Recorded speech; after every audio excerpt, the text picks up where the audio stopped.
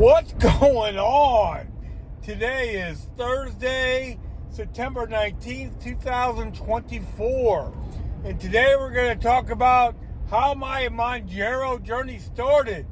So just about a year ago today, I walked out of my office. I was going to do a lot check at my office, and I got outside. It was a little colder than it is now for sure. And I got my arm tightened up. A dull pain, not a real bad pain, but a dull pain went across my chest, and I totally got stopped in my tracks. I had to rest, catch my breath, and I was okay. But, I mean, that was scary stuff. You know, I didn't know what it was a heart attack or what. But, you know, it wasn't real painful, so I didn't know what to think. And I kept having those attacks. And we were scheduled to go on a cruise within a few days. So we went on the cruise. We had a good time. But I kept having these attacks. And basically, I'd be walking and have to stop and tell my family to keep going. And I would catch up with them, stuff like that. At night, there's a few times where I would pray and say, I hope I wake up tomorrow morning. Because when you eat bad and you had what I had, the attacks are real bad. So I got back from the cruise. I scheduled a doctor's appointment for December 26th, 2 months. And I said, man, that's pretty far. I'm having chest pains. They said, well, you can go to the ER, blah, blah, blah. But honestly, I was so caught up in the food thing. I had a really bad ice cream addiction. There ain't no bad doubt about that. I was eating all kinds of ice cream, and I knew that my days were numbered. So I knew that I only had a few more days or 2 months of eating bad, you know, because I knew once I went to the doctor it was over. So on December 26th, I went to the doctor. My AC1 score was, 10.5. My blood pressure was 160 over something. And they didn't know what the attacks I was having. So 2 weeks later, I went to the cardiologist. And within a few seconds, he said, well, that's angina, which means you're not getting enough blood flow to your heart. You're opening yourself up for a stroke, the whole 9 yards. My insurance company still denied Ozempic at the time. So I contacted a compounding pharmacy because I knew I couldn't do it by myself.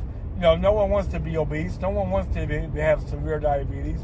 If we could have done it on our own, we would have done it a long time ago. So I called the compounding pharmacy. After some conversation, we decided Mounjaro was the way to go. And then eventually my insurance company paid for the Mounjaro, blah, blah, blah. And yeah, today, a year later, you know, I've lost, you know, just this year I've lost 105 pounds plus. Overall, it's 115 pounds. My AC1 score was 5 at the last count. My blood pressure was 100 over 60. I don't have angina. Don't even have sleep apnea. You know, none of that stuff. You know, I'm totally healthy. So, yeah, that's why I started this channel to let people know, hey, man, if you're 300 pounds like I was a year ago today, hey, you don't have to live like this anymore. You get some help. And we discussed this last week. Don't worry about the side effects. You know, at least don't put the side effects on yourself before you even take it, right? I had very little, if any. You know, let me say this about side effects. Before I had lost all this weight, I had severe diabetes. The side effects weren't that bad. I was about ready to lose toes and feet. I haven't lost any toes and feet on Mounjaro. I had angina. I was going to have a stroke. I haven't had any strokes. You know, I used to get these, like, paralyzing neck spasms. I don't get them anymore. I used to have the worst sleep apnea that you ever could imagine. I don't have that anymore. Did I have a couple headaches maybe? Yeah. Did I get sick one time when I took it on a full stomach? Yeah. Maybe a couple other little bitty things here or there. It might not even been due to the Mounjaro. It just so happens I was on Mounjaro, so everybody thinks everything that happens to them because they took Mounjaro is because of that. It's not. I had headaches before. That wasn't the first time I ever had headaches. It's not the first time I ever took medicine at a full stomach and got sick. That was really dumb when I think back to it. Today I'm pretty much perfectly healthy. I've also walked 1 million steps since the beginning of January. How many steps do I have in today? 7,200. It's 3 o'clock in the afternoon. So I should get 10 in. If I don't, it's my fault. I'm going on another cruise in a week. I might cry when I get on the airplane, because we know, right?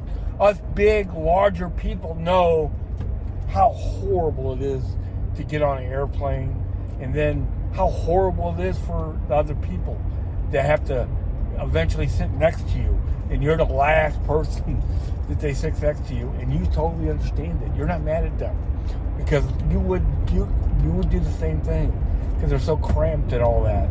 Just horrible. I am not going to have to ask for an extension. I was so close to needing one or not needing one at the time. Now, all that's gone. All that's gone. I still got the preferred seating. I didn't need that. It doesn't matter where I sit now, or none of that matters. It's all over. That's all over. That's all over. I don't have to worry about any of that ever again. Thank God, thank God, thank God. Right? Right on, right on, right on. It's all gone. All that stuff I don't have to think about it ever again. Some people have asked me if I ever plan on going off Mounjaro. I don't know. I'm going to ride the insurance thing as long as it lasts. I guarantee you that. There's no chance I'm going to go off it while my insurance is paying for it. No way, no how. Matter of fact, the last time I got it, it had been costing $50 a month. It went down to $25 a month. I'm like, oh, there you go. Right on. Hope it keeps up like that. Am I going to go up in dose? No, there's no reason to do that. I'm past my goal weight. I don't really have a goal weight. My big goal is not to gain it back. I have gotten down to 192 point something.